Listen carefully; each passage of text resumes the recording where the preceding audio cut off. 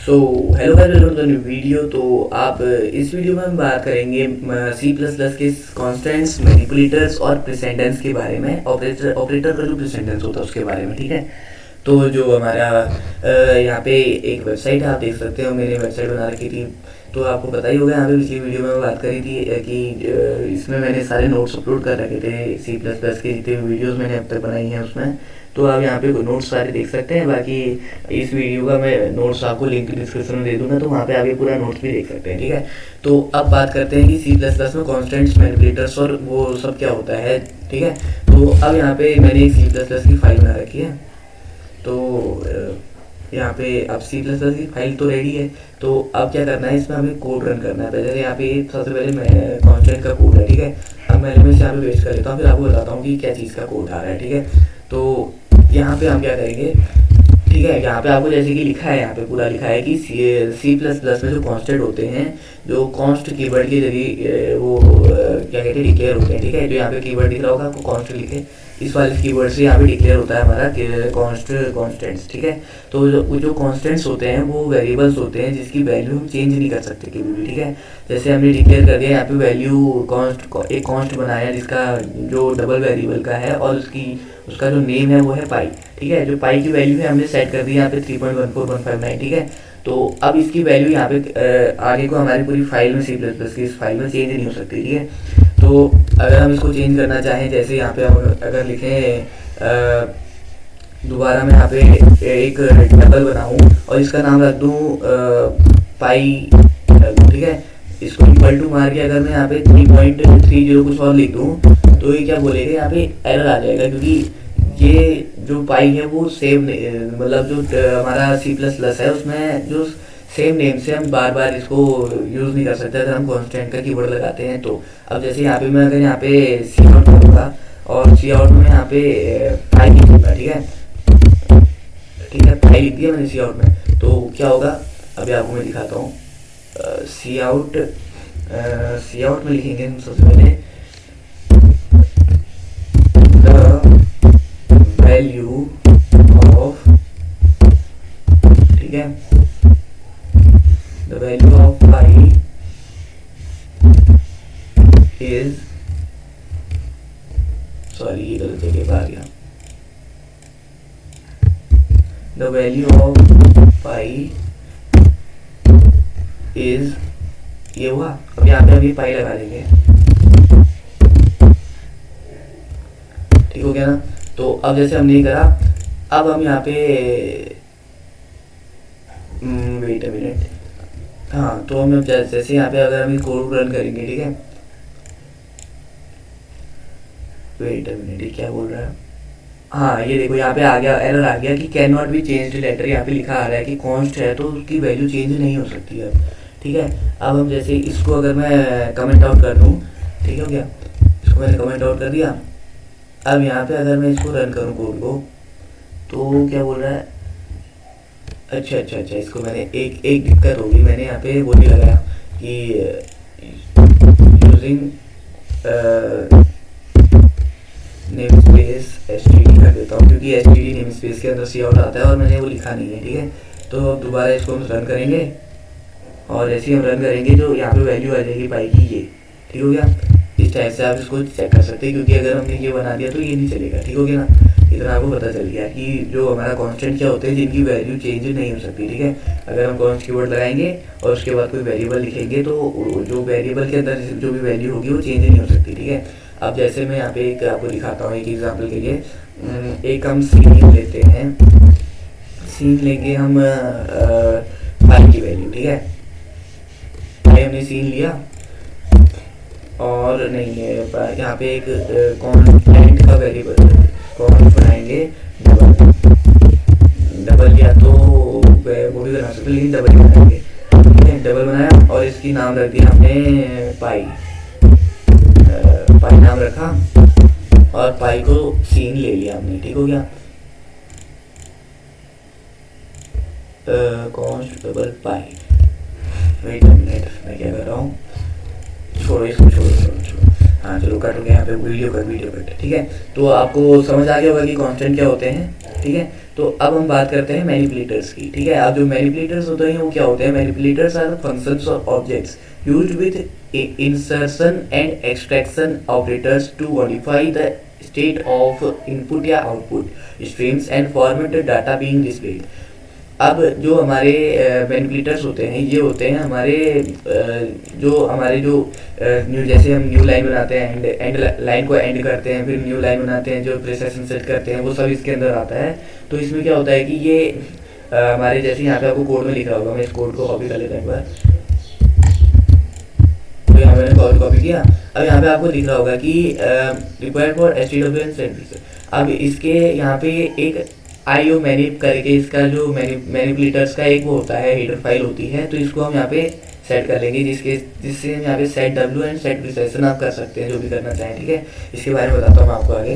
तो जैसे यहाँ पे लिखा है, 1 मिनट रुको, मैं आपको बता देता हूँ। सबसे पहले जो मैनिपुलेटर्स होते हैं वो क्या यूज़ आते हैं? वो यूज़ आते हैं हमारे, जैसे हमने किसी जो हमारा लाइन है इसको एंड करने का, न्यू लाइन में जाने का, या विड्थ सेट करना, हाइट, विड्थ, प्रिसिशन कितना आने चाहिए लाइन में, एक वर्ड में कितने सेंटेंस के, इस टाइप के जो भी हमारे होते हैं वो यहाँ पे आते हैं, ठीक है। अब जैसे मैं यहाँ पे इस कोड को रन करता हूँ, अगर आपको मैं दिखाता हूँ इस कोड को, जैसे मैंने रन किया तो यहाँ पे आइटम आ गई, ये टैक्स आ गया, ये बिल्कुल प्रिसाइज तरीके से आ रखा है, क्योंकि इसमें 1.50 कितने पॉइंट, मतलब पॉइंट के बाद कितने जीरो आने चाहिए, कितने डिजिट्स आने चाहिए लास्ट में, इस तरीके से अगर हम इसको करना चाहते हैं तो यहाँ से कर सकते हैं, ठीक है।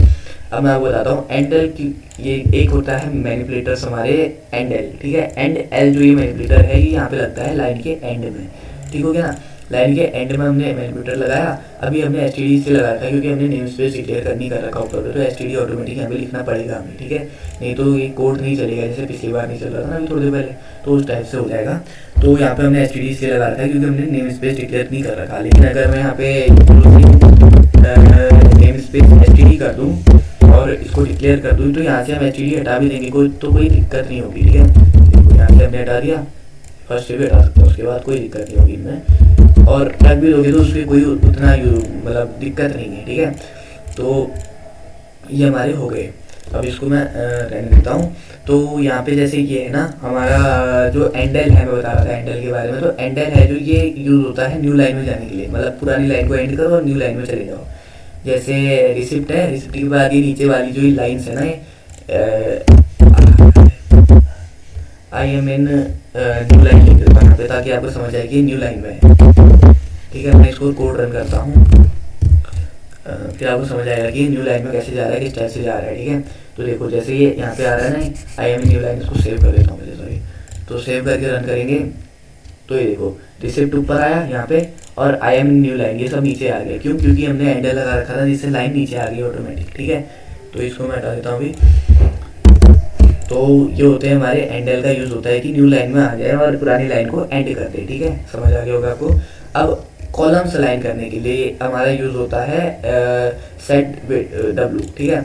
अब यहाँ पे लिखा है, यहाँ पे देख लो, set W sets with of the next output field to n characters aligning columns. अब देखो आउटपुट के देखो यहाँ पे जैसे विड्थ 10 है ना, इसको अगर मैं 100 कर दूँ यहाँ पे, इसको भी 100 कर दूँ यहाँ पे, तो आपको दिख रहा होगा कि वो दूर चले जाएगा। रुक जाओ, देखो तो अभी यहाँ पे ना इतना दूरी पे है, क्योंकि इसके बाद जो आउटपुट है वो कितने दूर में होना चाहिए, इससे ही बनता है, ठीक है। तो जैसे हमने आउटपुट है यहाँ पे, ये नहीं तो यहीं पे चिपक के आता। अगर हमने विड्थ 10 कर दी तो यहाँ पे यहाँ पहुँच गया, और इसकी यहाँ पहुँच गई। अगर हमने अभी 100 कर रखा है तो इसको अब अगर हम दोबारा रन करेंगे, दोबारा रन करा तो देखो ये आइटम यहाँ पहुँच गया, ये नीचे आ गया, ये टैक्स यहीं पे है क्योंकि इसका हमने नहीं कर रखा। तो विड्थ 100 करके थोड़ा ज़्यादा आगे चले गया। तो जैसे मैं अगर विड्थ को 50 कर दूँ दोनों में, तो ये ठीक रहेगा, ठीक है। तो एक बार मैं आपको दिखा देता हूँ। देखो विड्थ हमने 50 करा तो यहाँ से भी 50 पीछे चले गया, 50 आगे यहाँ से भी आया, और इसके बाद भी 50 आगे आ गया। तो इस तरीके से आप इसको विड्थ सेट कर सकते हो, ठीक है। तो ये हो गया हमारा विड्थ का। तो अब बात करते हैं हमारे थर्ड ऑपरेटर होता है, जो मतलब मैनिपुलेटर होता है थर्ड वाला, प्रिसाइजन। इससे क्या होता है कि controls the number of digits displayed for a floating point number. अब जैसे प्रिसाइजन है हमारा ये वाला है, जैसे हमने आपको बताया था अभी थोड़ी देर पहले, रुको मैं दिखा देता हूँ एक बार। हाँ, तो जैसे ये यहाँ पे सेट रिसेशन 2 लिखा है और यहाँ पे भी सेट रिसेशन 2 लिखा है, ठीक है। तो 2 से क्या होगा कि हमारा जो सी आउट है, मतलब जैसे ये लिखा है ना हमने 1.50, इसके 1 के बाद फ्लोटिंग पॉइंट में 2 ही डिजिट आ रहा है कि 5 और 0, नहीं तो यहाँ पे 5000 भर जाता है पूरा, और यहाँ पे 2 ही लिखेगा तो 2 आ गया यहाँ पे। जैसे अगर मैं इसे 2 की जगह इसको 10 कर दूँ और सेव कर दूँ, ठीक है, तो देखना यहाँ पे क्या होगा। ये देखो 1.4992 इतना इतना आ गया यहाँ पे, ठीक है, तो पूरा आ गया। नहीं तो अगर हम यहाँ पे 2 कर दे तो राउंड ऑफ ले लेगा डायरेक्ट 50, ठीक है। इसको जैसे मैंने 2 किया तो यहाँ पे इसने ले लिया राउंड ऑफ और ये आ गया डायरेक्टली 1.50, ठीक है। इस तरीके से आप इसे भी कर सकते हैं। तो हमारे मैनिपुलेटर्स भी आपको समझ आ गए होंगे, होप करता हूँ। अगर नहीं आया तो कमेंट में बता देना, मैं बाकी इसके लिए दूसरी वीडियो भी बना दूंगा आपके लिए। अगर जिसको समझ नहीं आ रहा है उसको डायरेक्ट रिप्लाई भी मिलेंगे, तो आप कमेंट कर सकते हैं, ठीक है। तो अब क्या होता है, अब हमारा आता है ऑपरेटर प्रेसिडेंस। ये बहुत इंपॉर्टेंट है, आप इसको समझ लेना, ठीक है, एक बार। तो ऑपरेटर प्रेसिडेंस क्या होता है कि जैसे हमने आपको बताता हूँ, जैसे एक बार मैं कोड कॉपी कर लेता हूँ, ठीक है। तो जैसे ये है ना, तो यहाँ पे जैसे हमने एक 3 इंटीजर लिए, सबसे पहले मान लो 3 इंटीजर लिए, ए बी सी वैल्यू रख ली कुछ, ठीक हो गया, नो प्रॉब्लम। तो अब यहाँ पे करेंगे हम रिजल्ट 1, ठीक है, एक इंटीजर बनाया और इसकी वैल्यू कर दी ए प्लस बी इंटू सी, तो ठीक है। अब यहाँ पे क्या होगा कि हमारे जो इंटीजर होते हैं, ठीक है, मतलब जो हमारा ऑपरेटर प्रेसिडेंस होता है वो क्या होता है मैं आपको बता रहा हूँ, ठीक है। तो ऑपरेटर प्रेसिडेंस में ऐसा होता है कि हमारी एक प्रेसिडेंस होता है कि किस ऑर्डर से हमारा ऑपरेशन होगा, मतलब ऑपरेशन मतलब जो मैथमेटिकल ऑपरेशन होते हैं ना, एरिथमेटिक ऑपरेशन, वो किस ऑर्डर में होंगे। जैसे बोर्ड मास होता है मैथमेटिक्स में, वैसे ही उस टाइप का समझ लीजिए आप, ठीक है। तो इसमें क्या होता है कि फॉर एग्जाम्पल यहाँ पे लिखा है कि सबसे पहले मल्टीप्लाई होगा, उसके बाद एडिशन होगा। तो इसका एक मैं दिखा देता हूँ आपको, ऑपरेटर प्रेसिडेंस इन सी प्लस प्लस। यहाँ पे आप सर्च करेंगे ना, तो यहाँ पे देखिए यहाँ पे आ गया पूरा लिस्ट आ गई पूरी, एसोसिएटिविटी और ऑपरेटर प्रेसिडेंस। फर्स्ट में क्या होगा, सेकंड में क्या होगा, इस टाइप से, ठीक है। तो फर्स्ट में होगा स्कोप रेजोल्यूशन, जो स्कोप लगाते हैं हम, ये होगा फर्स्ट में। उसके बाद होगा ऑर्डर, देखो आप लेफ्ट टू राइट बोल रहे हैं कि यानी सबसे पहले ब्रैकेट होगा, ये वाला ब्रैकेट, फिर ये वाला ब्रैकेट होगा, फिर पॉइंट होगा, यानी कि पॉइंट मतलब डेसिमल नोट जो भी होगा, और उसके बाद ये होगा, उसके बाद एडिशन होगा, फिर सब्ट्रैक्शन होगा, ठीक है। इस टाइप से ये हमारे प्रेसिडेंस वर्क करते हैं। लेफ्ट टू राइट यहाँ पे लिखा होगा एसोसिएटिविटी, आपको यहाँ पे दिख रहा होगा। तो मतलब यहाँ पे आप देख सकते हैं, जैसे अगर मल्टीप्लाई डिवाइड और हमारा मॉड्यूल है, तो इसमें आपको सबसे पहले मल्टीप्लिकेशन होगा, लेफ्ट टू राइट है, फिर डिवीजन होगा, फिर ये मॉड्यूल्स वाला वर्क करेगा, ठीक है। इस टाइप से एसोसिएटिविटी होती है। तो आप एक बार मतलब ऑपरेटर्स में देख सकते हैं, ठीक है। तो ये हो गया। अब एसोसिएटिविटी क्या होती है ये मैं आपको बता देता हूँ। When two operators share the same precedence, like plus and minus, associativity determines if the compiler reads from left to right or right to left. अब देखो जैसे जैसे प्रेसिडेंस में पूरा आ गया ऑपरेटर, थर्ड प्रेसिडेंस में इतने सारे ऑपरेटर आ गए, ठीक है। अब हमारा जो कंपाइलर है वो लेफ्ट टू राइट पढ़ेगा, राइट टू लेफ्ट, ये सब होता है हमारा प्रेसिडेंस और एसोसिएटिविटी में। तो एसोसिएटिविटी क्या बोलता है कि जैसे plus minus divide bracket multiply जो भी लिखा है, ये फर्स्ट से लास्ट की तरफ होगा, लास्ट से फर्स्ट की तरफ, लेफ्ट टू राइट या राइट टू लेफ्ट, इस टाइप से आप कर सकते हो, तो आपको पता होगा, ठीक है। तो अब यहाँ पे है हमारा पैरेंथेसिस, ठीक है। अब ये होता है हमारा ब्रैकेट का साइन, ठीक है। तो parenthesis can override the default precedence forcing the expression inside to be evaluated first. अब जैसे अगर हमने यहाँ पे देखो ये कोड है हमारा, तो इसमें जैसे मैं इस कोड को रन करता हूँ पहले, ठीक है, एक बार आप देख लो। तो ये देखो विदाउट पैरेंथेसिस रिजल्ट आया 30, और विद पैरेंथेसिस 30 आया, और विदाउट पैरेंथेसिस 20 आया। क्यों आया, क्योंकि मैं आपको बताता हूँ। देखो हमने ए लिया 10, बी लिया 5 और सी लिया 2, ठीक है। रिजल्ट 1 आया विदाउट पैरेंथेसिस, और इसमें हमने कोई ब्रैकेट यूज नहीं कर रखे हैं। तो यहाँ होगा पहले मल्टीप्लाई होगा, बी टू सी जो भी होगा, फिर एडिशन होगा, क्योंकि आपने एसोसिएटिविटी और वो पढ़ रखा है, तो पहले ये होगा, ठीक है। उसके बाद अगर हम पैरेंथेसिस यूज़ करते हैं और यहाँ पे ब्रैकेट लगा देते हैं बोर्ड मास के रूप के तहत, तो यहाँ पे देखो सबसे पहला जो ऑपरेटर है सेकंड एसोसिएटिविटी में, यहाँ पे है प्रेसिडेंस में ऑपरेटर है, ये ब्रैकेट है। तो ब्रैकेट के अंदर का जो भी होगा वो पहले हो जाएगा, जैसे ए प्लस बी पहले करेगा, उसके बाद मल्टीप्लाई करेगा सी से। तो इससे आप मतलब ए प्लस बी जैसे 10 + 5 करेंगे, 15 इंटू 2 30 हो जाएगा यहाँ पे। और अगर विदाउट उसके देखें तो बी इंटू सी यानी 5 इंटू 2 10 + 10 20 हो जाएगा। तो इस टाइप से ये प्रेजेंटेंस वर्क करता है। होप करता हूँ आपको समझ आया होगा ये भी। तो बाकी इतना ही था आज की वीडियो में। तो आपको अगर कुछ समझ ना आया हो तो कमेंट कर दीजिए, बाकी मैं आपको रिप्लाई कर दूंगा। और हो सकेगा तो आपके उस पर एक शॉर्ट वीडियो भी बनाने की कोशिश करूंगा, अगर कोई इम्पोर्टेंट टॉपिक आप बताएंगे कमेंट में तो उसके लिए मैं आपको पूरा हेल्प करूंगा। तो आप यहाँ पे कमेंट कर सकते हैं। बाकी कुछ समझना होगा तो बता दीजिए। Thank you for watching, like share and subscribe. Okay.